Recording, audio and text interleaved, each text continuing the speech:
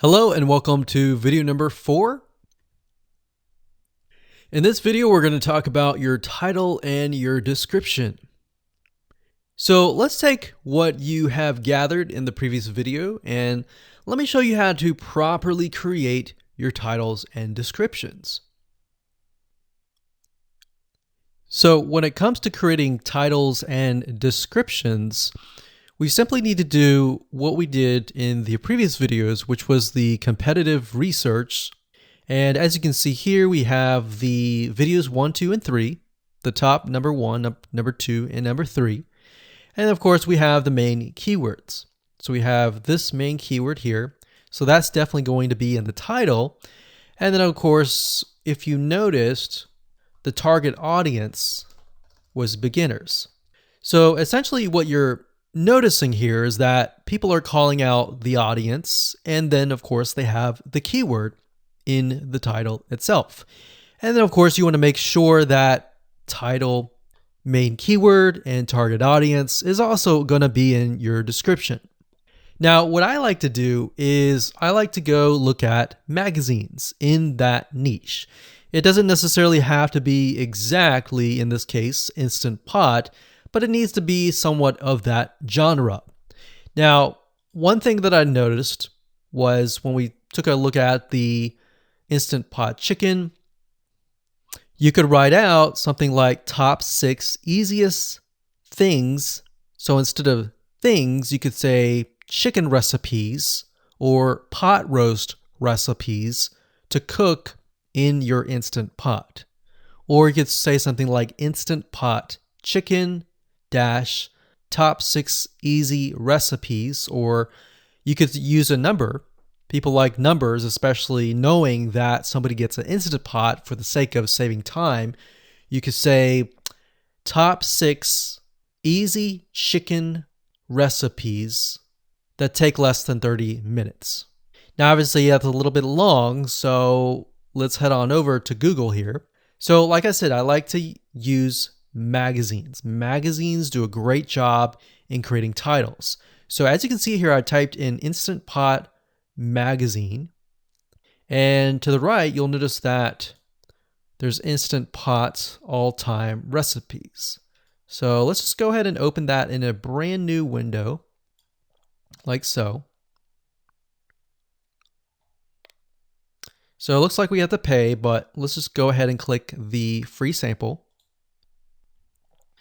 So we can see Instant Pot's all-time best recipes.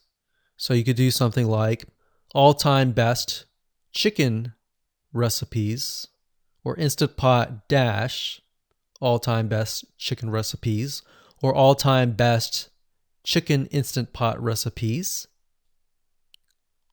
So obviously here we're not going to copy word for word because that's plagiarism, but we're going to use something different. We're going to tweak it around. What we're looking here is for headlines. So let's go back here. So it says everyday Instant Pot, 115 delicious, family friendly pressure cooker. So we can say everyday Instant Pot, 6 delicious family pressure cook recipes. So everyday Instant Pot chicken, as long as the word Instant Pot chicken is in there. So we got 66 Instant Pot recipes that put your pressure cooker to work. So we could say something like 6 Instant Pot chicken recipes that take less than 15 minutes. And yes, believe it or not, Instant Pot can literally cook something like a pot roast within less than an hour, or sometimes half an hour. Because it's a pressure cooker, it cooks a lot faster. So that's what I like to do, is I like to take a look at magazines. So it doesn't necessarily have to be Instant Pot in this example. It can be another food magazine. So essentially that's how to create the titles. As far as the description goes, if you take a look at what they've written here, the first one that's ranking really well, as you can see here, we've got Instant Pot 101 for beginners. So you'll notice that they are trying to target the keyword Instant Pot 101 for beginners. So they've stated that in the title, and they've also put it in the description. So it says everything you need to know about how to use the Instant Pot in a beginner Instant Pot recipe. So notice that they use the keyword beginner Instant Pot twice. And then, of course, they got Instant Pot hacks, Instant Pot yogurt. And what they're essentially doing here is they're linking to other related videos. Now, Google's smart enough and YouTube's smart enough to have an algorithm to read the description and think, okay, they've got other videos that they've created that are related to Instant Pot. This video must be good, or this channel must have a lot of relevant information. So we're going to rank it a little bit higher because it's going to give people what they want to see.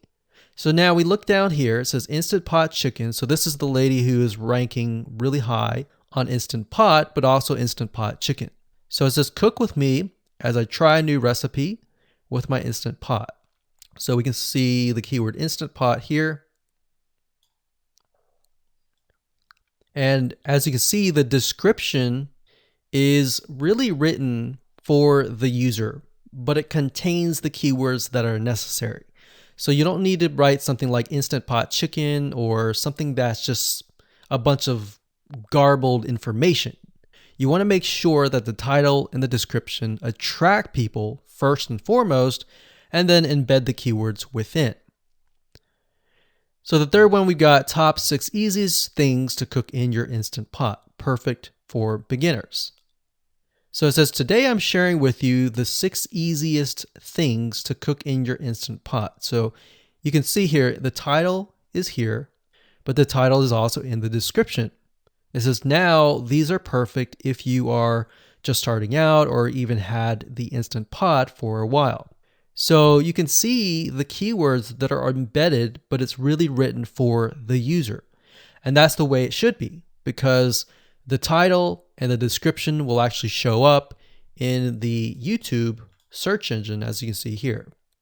So we've got the title, we've got the description. So we want to make sure that the first sentence in your description is catchy as well.